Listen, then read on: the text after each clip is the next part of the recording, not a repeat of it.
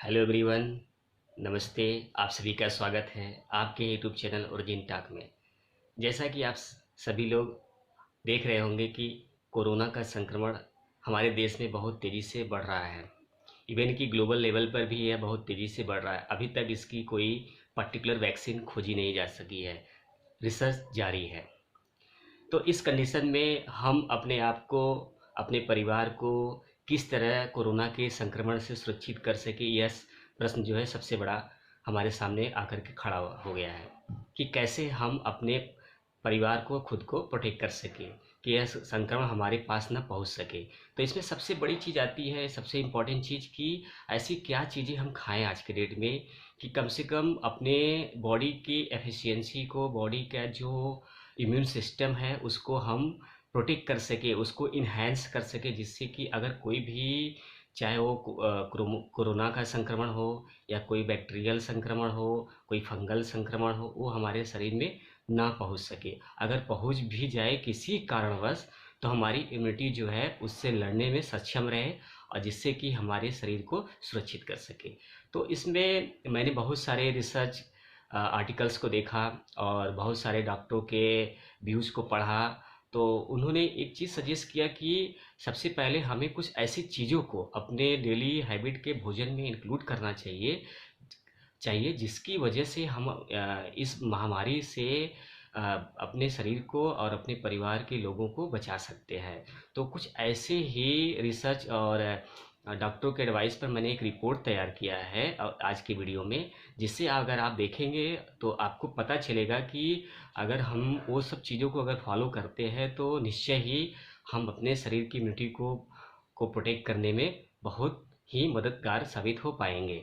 तो आगे के वीडियो में कुछ ऐसी ही बातों के बारे में आप लोगों के सामने कुछ अपने विचारों के द्वारा से कुछ ऐसे शब्दों के माध्यम से आप लोग को प्रस्तुत करने जा रहा हूँ, जिसे आप अगर एक बार देखिए और उसको फॉलो करिए कि ऐसी कौन सी खाने की चीज़ें हैं या ऐसी कौन से फूड हैबिट है जो हम अगर अपने भोजन में इंक्लूड करते हैं तो वो हम अपने शरीर से कोरोना वायरस के संक्रमण से रोक पाएंगे और सक्षम रहेंगे। तो आप लोगों से मेरा अनुरोध है कि आप आगे वीडियो को फुल तक देखें और उसके बारे में जो भी चीज़ें प्रस्तुत की गई है उसको फॉलो करें।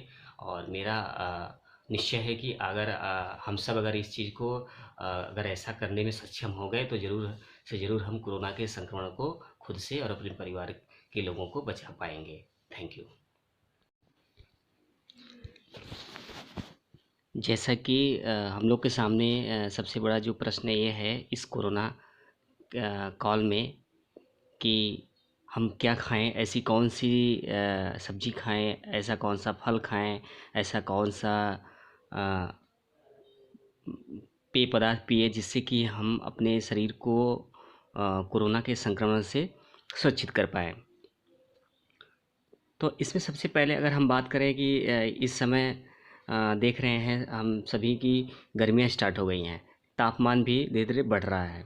तो अमूमन हमारा सबसे पहला जो ध्यान जाता है कोल्ड ड्रिंक की तरफ, क्योंकि कोल्ड ड्रिंक मैक्सिमम लोगों को पसंद होता है, क्योंकि इसका टेस्ट भी अच्छा होता है, मीठा होता है और कई सारे फ्लेवर्स में ये मार्केट में मिलता है। तो हम इसे पीना बहुत ज़्यादा पसंद करते हैं। लेकिन अगर कोरोना के संक्रमण को देखा जाए तो कोल्ड ड्रिंक का सेवन हमें करने से बचना चाहिए। क्यों? क्योंकि कोल्ड ड्रिंक एक ऐसा पेय पदार्थ है जिसमें शुगर बहुत अधिक मात्रा में पाया जाता है। कोल्ड ड्रिंक का शुगर हमारे बॉडी के शुगर लेवल को बढ़ा देता है, जो हमारे शरीर की इम्यूनिटी को कमज़ोर करने लगता है। दूसरी बात आती है कि कॉफ़ी की।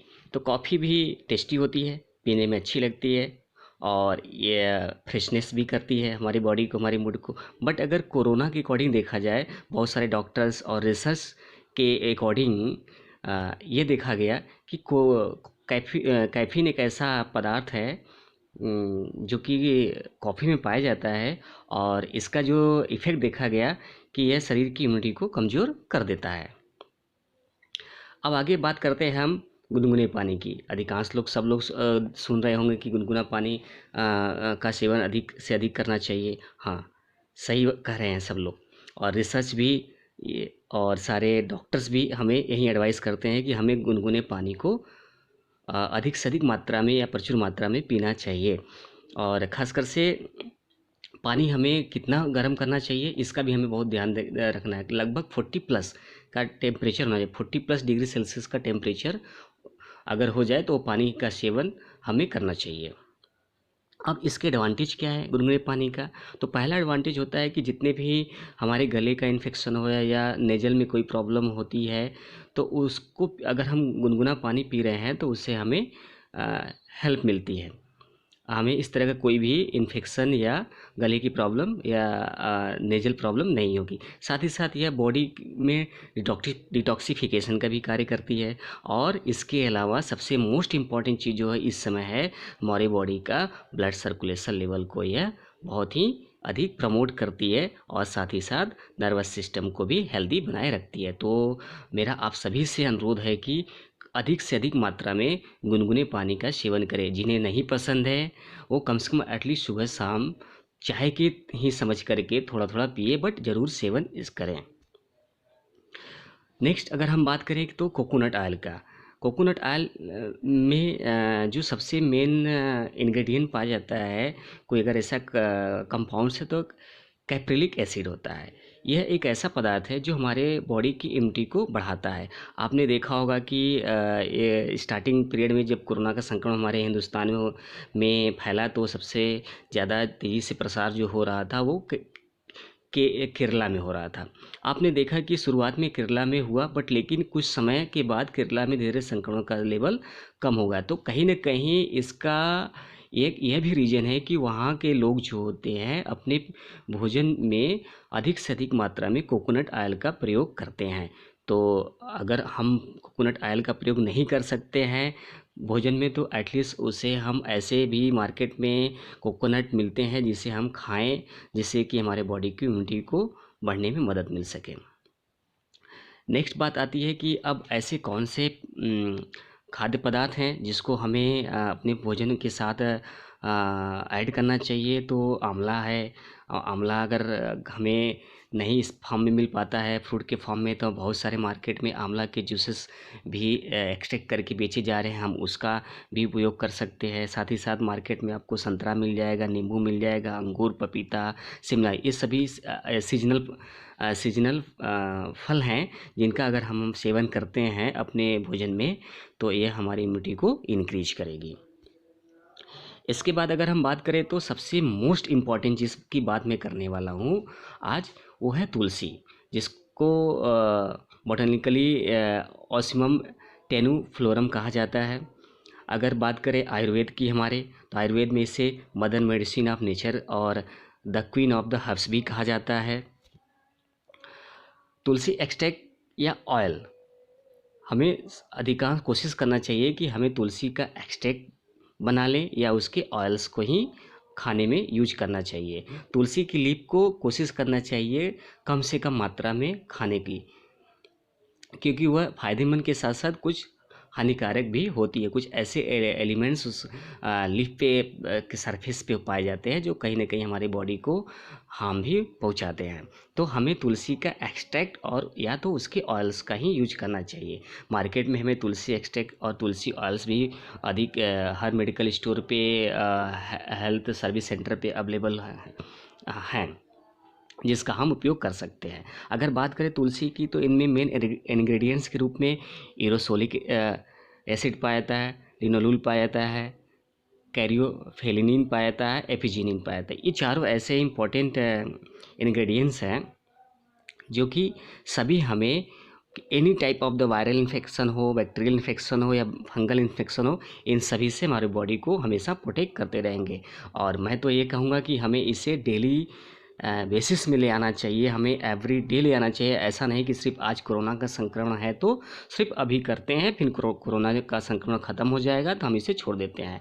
ऐसा नहीं है। अगर इसका हम डेली हैबिट में अगर हम इसे ले आते हैं तो हमें मैं क्या, यह रिसर्च करता है कि लगभग 90% जो है बीमारियां जो है फंगल वायरल है या बैक्टीरियल हैं, इनसे हमें यह हमेशा प्रोटेक्ट करता रहेगा यार। यही वजह है कि आयुर्वेद में इसे मैं दोबारा आपको दिखा रहा हूँ कि आयुर्वेद में इसे mother of medicine of nature and the queen of the herbs कहा जाता है, यानी यह हर्ब्स का क्वीन के नाम से जाना जा रहा है। क्यों? क्योंकि इसके इतने सारे एडवांटेज हैं।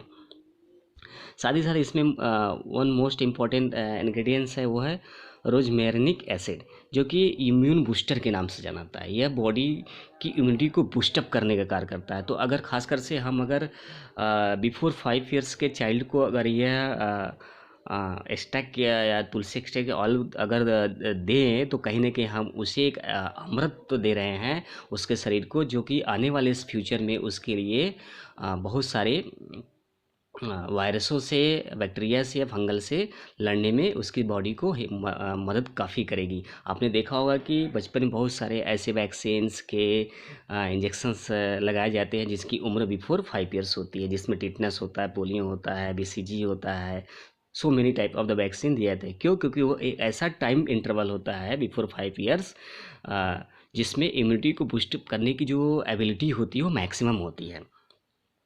और ये सारे रिसोर्सेज जो मैंने कलेक्ट किया है वो international journal of the green and the herbal chemistry से कलेक्ट किया है, जिसे इंटरनेशनल जर्नल ऑफ साइंस भी कहा जाता है। इसके अलावा एक और भी इम्पॉर्टेंट विटामिन है जिसे विटामिन डी कहा जाता है। खासकर से विटामिन डी की अगर बात करें तो सबसे बड़ा जो रिसोर्सेस यह है सनलाइट है। लेकिन सनलाइट कौन सा लाइट?